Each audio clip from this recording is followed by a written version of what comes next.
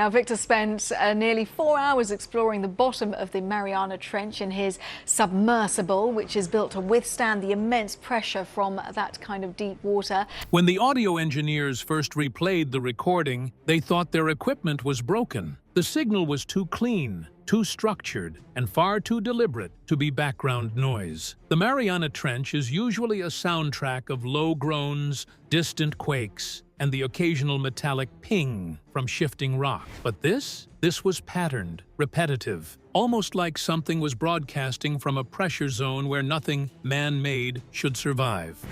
The pulse from the deep.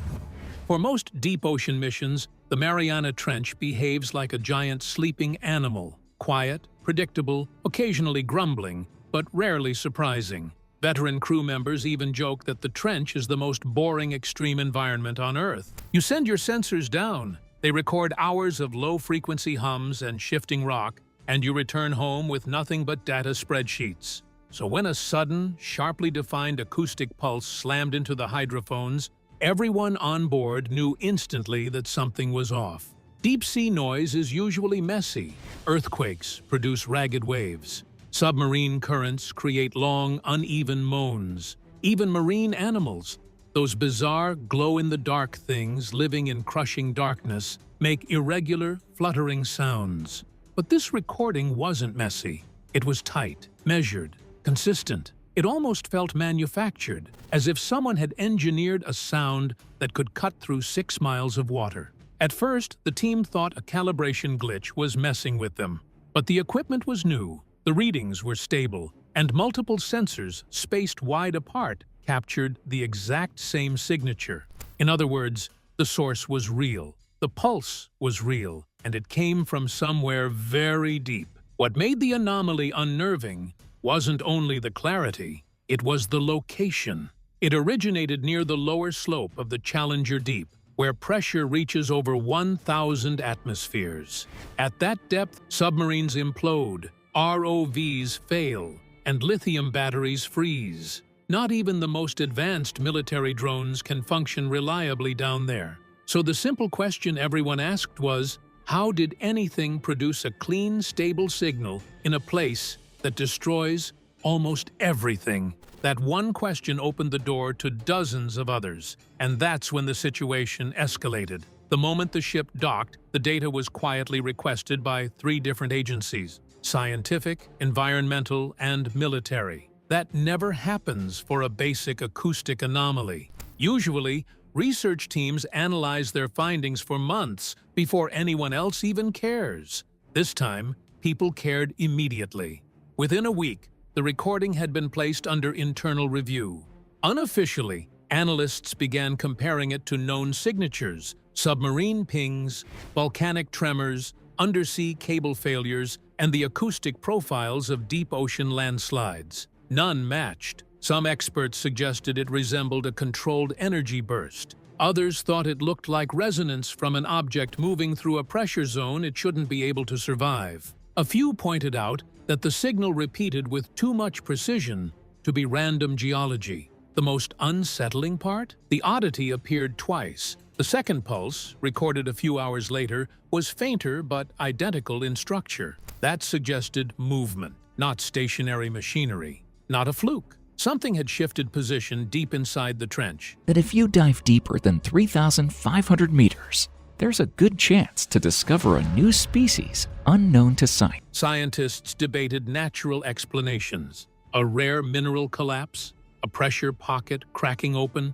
a deep-sea fault line resonating. All possible, all unlikely. What bothered analysts more was the timing. Over the last decade, at least 4 nations have expanded deep ocean surveillance programs, not for science, but for defense. Underwater cables, listening networks, and silent drones now monitor depth zones that used to be ignored. So when a structured signal pops up in the deepest trench on Earth, the immediate fear isn't what creature did this, but what country is testing something down there. Because if a nation figured out how to operate tech at 36,000 feet, that's not just an engineering milestone, it's a geopolitical weapon. Satellites rule space. Submarines rule the mid-ocean. But the abyss? The abyss belongs to nobody. If someone cracked that last frontier, the balance of power shifts overnight. Whether the anomaly came from a natural phenomenon or something engineered, one fact became clear. The world's deepest point was no longer just a geological landmark. It was now a strategic asset. Nations that barely acknowledged the trench before suddenly found themselves wanting high-resolution maps, energy readings, and access to the raw files. And for the first time, the Mariana Trench wasn't just a scientific curiosity. It was a place where global competition could get very real, very fast. And the more experts dug into what might be hiding down there, the harder it became to ignore why the trench matters far more than people realize.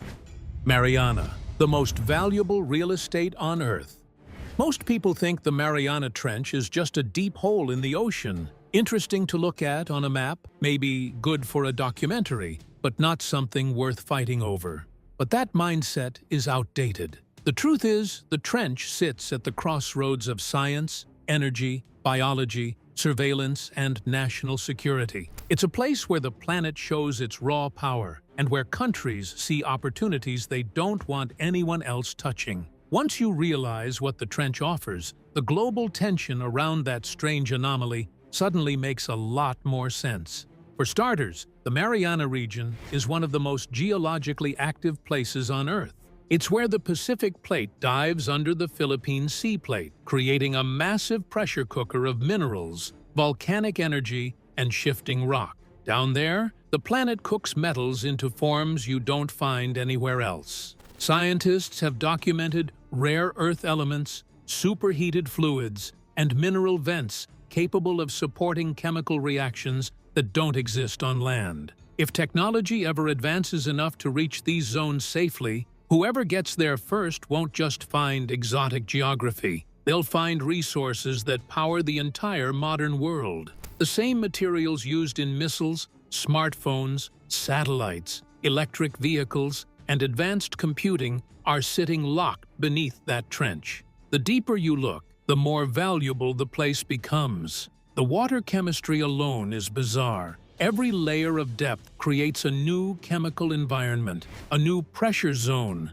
and a new temperature pocket that could hold substances we've never analyzed. That's a dream for energy researchers. Hydrate deposits, methane structures, and pressure-borne compounds could be hiding in those dark layers. Even if they can't be harvested now, the nation that maps them first owns the future advantage. It's basically a bank vault full of unknowns, and governments love unknowns when they smell opportunity. Then there's the biological side, which the public usually forgets about, but scientists obsess over. Life in the trench survives under crushing pressure, near freezing temperatures, and absolute darkness. Every organism that thrives there is a potential medical breakthrough. Enzymes that resist extreme pressure could revolutionize drug design. Proteins stable in cold temperatures could transform industrial production. Microbes capable of digesting toxic chemicals could be used for waste cleanup or fuel development.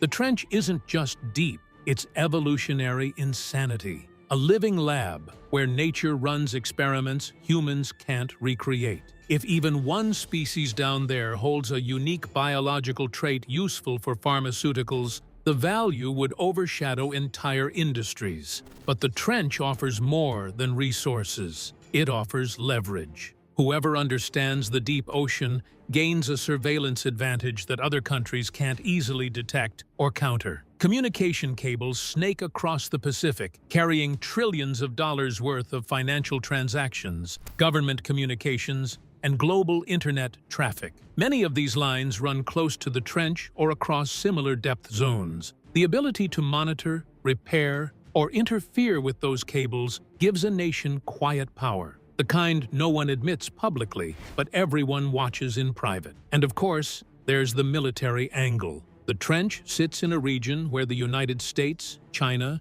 Japan, and several Pacific nations already compete for influence. Submarines travel through these waters, surveillance equipment listens from the deep, and every country wants to know what the others are doing far below the surface. The deeper the technology goes, the more unpredictable the playing field becomes. Deep-sea drones are advancing fast. Some can now stay underwater for months. If a country figured out how to operate drones or sensors in the trench's extreme depths, it could create an invisible monitoring network that no rival could reach or destroy. Control the abyss, and you control the blind spot of the entire Pacific. You can say with confidence that's the oldest ocean floor before it's getting swallowed up in the mantle at the trench. That's why the anomaly wasn't treated like a random quirk. Nations don't get nervous about ocean noises unless they think someone else might be testing something bigger, something that can operate where nobody else can. The Mariana Trench has turned into a pressure point, not just for the Earth's crust, but for global politics. It's an untapped frontier, loaded with scientific promise, strategic secrets, and unknown risks. And the moment a strange signal echoed out from its darkest pocket, the world started paying attention. But to really understand why that strange signal matters, you have to look even deeper into the raw, unstable engine that powers the trench itself. Heat, minerals, and everything the surface never sees. If you strip away the mystery, the fear, and the political noise, the Mariana Trench is really one thing: the edge of the planet's power grid. It's the meeting point of massive tectonic plates, the birthplace of hydrothermal systems, and a pressure zone where the Earth literally folds in on itself. That's why scientists obsess over it. Every meter down tells a story about how the Earth behaves when no one is watching. And if something unusual triggered that recorded anomaly, chances are it ties back to the wild forces running through this deep underworld. Down in the trench, heat doesn't behave like heat on the surface. It doesn't rise gently. It doesn't evenly warm rock. It explodes in bursts, gets trapped in pockets, and moves through cracks with violent unpredictability. When the Pacific plate slides beneath the Philippine Sea plate, friction generates temperatures high enough to melt solid rock. But instead of rising smoothly, this molten material can create superheated vents, miniature undersea furnaces, sometimes hotter than 700 degrees Fahrenheit. And yet, right beside those vents, you'll find freezing seawater only a few feet away. That extreme contrast creates a chaotic zone where minerals dissolve, reform, and sometimes produce compounds scientists can't recreate in a lab. This isn't just geological trivia. These reactions could explain energy spikes, pressure waves, or shock pulses, any of which might match the strange acoustic pattern the team recorded. When rock cracks under deep pressure, the sound behaves differently. It doesn't echo like a normal quake.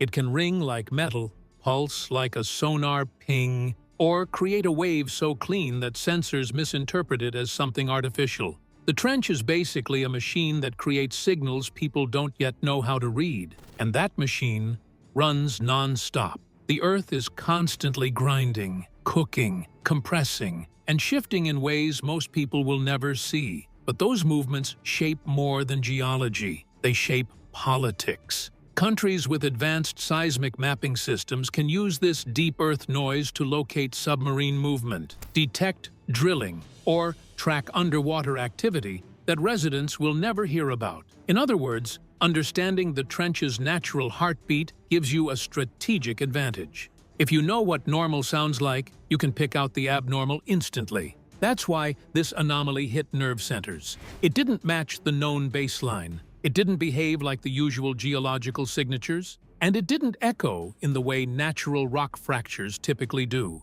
It seemed coordinated, almost as if something triggered or responded to the surrounding environment. The weirdest part is that the reading showed an energy burst, followed by a subtle shift in pressure, something analysts struggled to classify. Could a naturally occurring pressure chamber collapse produce that? Possibly. Could a movement of molten rock? Maybe. But neither explanation fits perfectly, and that's the problem. The trench also creates minerals that don't exist anywhere else. The intense heat and pressure can compress common elements into rare structures, including hydrogen-rich compounds and metallic crystals with unusual electrical properties. These materials store energy differently, transfer electricity differently, and might even resonate in unique ways. If a pocket of these minerals fractured or shifted, it could unleash an acoustic wave sharp enough to look artificially generated. The possibility is real, and researchers know it. But the data's symmetry, the tight timing and repeated pulse, makes some scientists doubt a purely natural event. We know subduction is happening because of the active earthquakes, and these are the most devastating earthquakes. The deeper you go into the trench's engine room, the more obvious it becomes that this place is not a stable environment. It's a volatile system with the power to mimic artificial signals or create patterns that look intentional. And that's what complicates everything. The anomaly sits right at the intersection of nature's extremes and humanity's deepest ambitions. If the pulse came from geological forces, it tells us the planet is more unpredictable than we thought. If it didn't, then someone or something has access to depths the world assumed were unreachable. Either way, the trench isn't just a deep hole. It's a pressure-loaded reactor with the potential to affect technology, infrastructure, and global strategy. And if the geology down there is wild, the biology living inside it is even stranger and potentially far more valuable. Life at the bottom, creatures built for the impossible.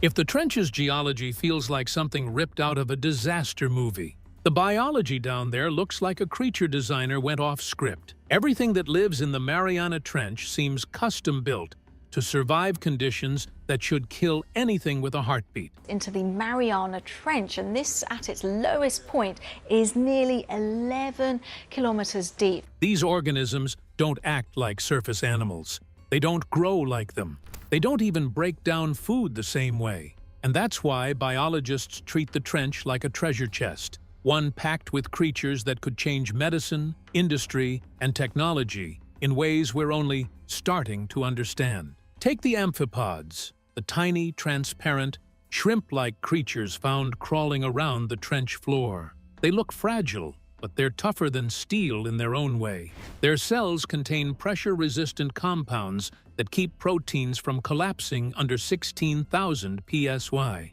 If humans had that trait, submarines wouldn't need thick hulls. Engineers are studying these compounds for everything from medicine to aerospace materials. A single protein discovered at that depth could rewrite the entire survival playbook for extreme environments. And amphipods are just the warm-up act. Bacteria down there thrive on chemicals that would poison land animals instantly. Some of these microbes eat hydrogen, methane, or even trace metals, using them as fuel.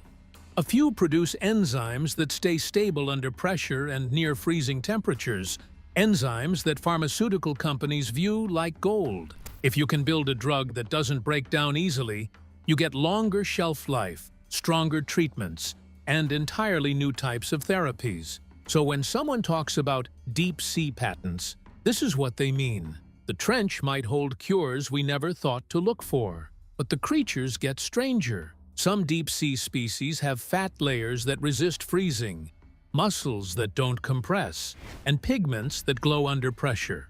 These adaptations are more than biological quirks. They're hints at how chemistry behaves under extreme conditions. Tech companies want that knowledge. So do energy researchers. If a biological structure can remain functional at 7 miles down, it might also work inside reactors, space missions, or advanced manufacturing systems. In short, the trench's creatures aren't just weird, they're valuable. This is where the anomaly becomes even more interesting.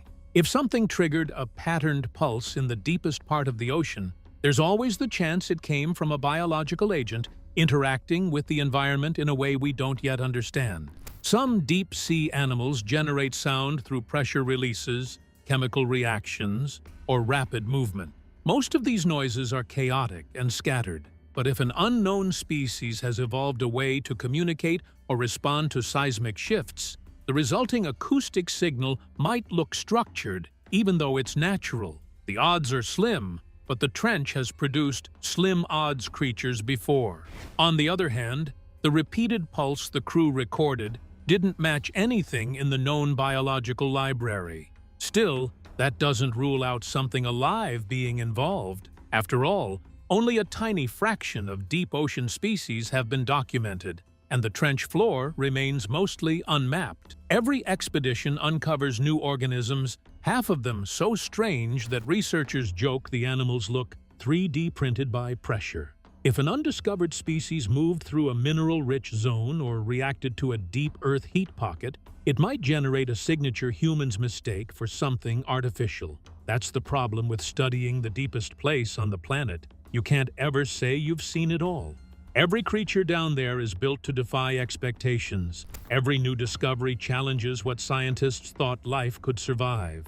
And every adaptation comes with potential secrets that countries would love to own before anyone else gets the chance. So while politicians and defense advisors worry about the anomaly being a test, a weapon, or some piece of classified technology, biologists see it differently. They focus on the possibility that the pulse came from life. Life that doesn't fit the categories we already know.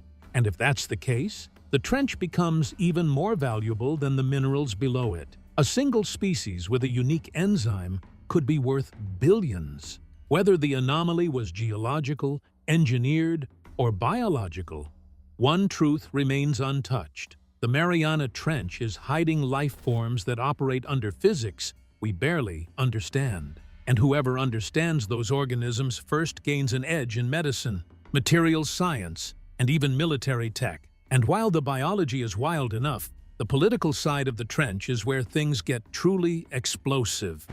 The politics lurking beneath the waves.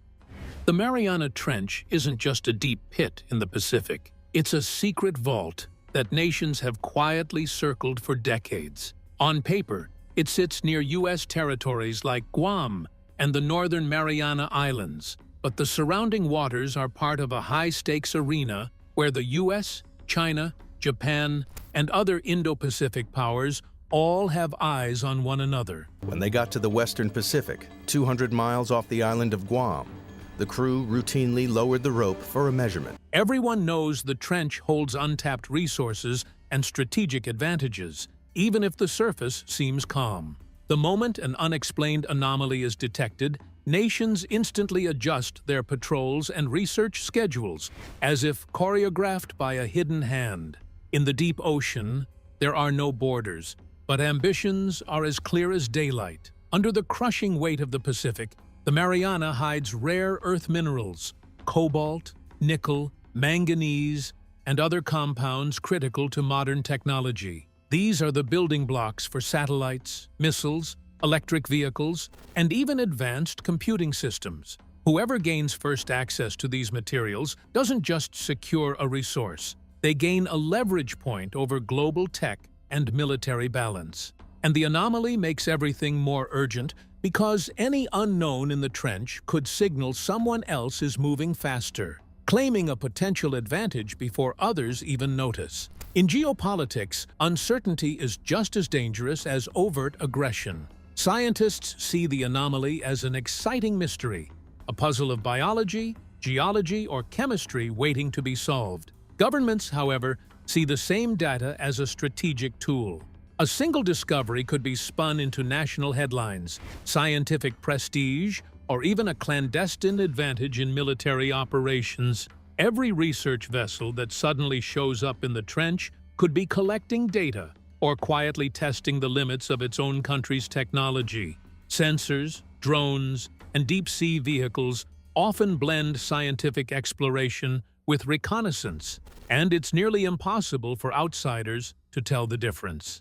Part of the tension comes from the lack of clear legal oversight in these extreme depths. International agreements barely cover the trench, and there is no single authority governing the resources or discoveries beneath miles of crushing water. Who owns a rare mineral deposit? Who has the right to study a newly discovered species or geothermal vent? Any anomaly instantly raises questions that have no easy answers. The secrecy is built into the environment itself, and in a world already divided by competition over resources and technology, even a minor discovery can ripple through global politics like a silent earthquake. The Mariana Trench is a place where the stakes above the waterline meet the mysteries below.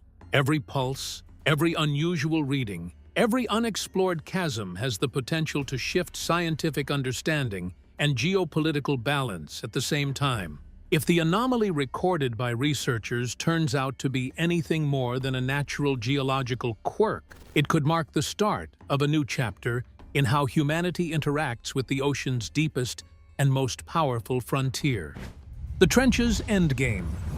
The Mariana Trench sits in one of the most politically charged regions on the planet, yet most people never hear its name in news about global tension. On the surface, it looks simple. The trench is located near Guam and the Northern Mariana Islands, which means it's within the United States Exclusive Economic Zone, EEZ. But deep ocean geopolitics is never simple. The EEZ gives the U.S. control over resources extending 200 nautical miles offshore. But controlling resources in shallow waters is completely different from managing a 7-mile deep abyss where conventional laws barely apply. The truth is that no country fully owns the trench in the traditional sense. The U.S. oversees access, yes, but it doesn't own the abyss itself. The deeper you go, the blurrier the legal lines become.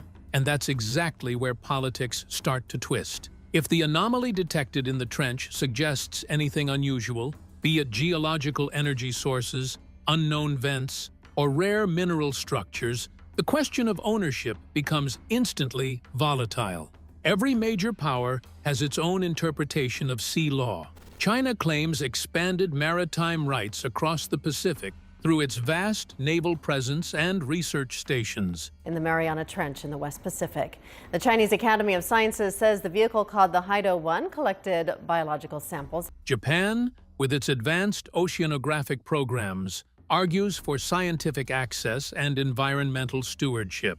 Meanwhile, the U.S. maintains full strategic dominance around Guam through military bases and submarine routes, giving it a kind of enforced guardianship over the trench, even if global law doesn't explicitly frame it that way. And the moment an anomaly appears, each of these countries sees something different. China sees opportunity, Japan sees a scientific frontier, and the U.S. sees something it must secure before anyone else does. Energy potential complicates things even further. The Mariana Trench is lined with hydrothermal vents, subduction zone heat pockets, and geological structures capable of storing methane hydrates, frozen energy buried under pressure.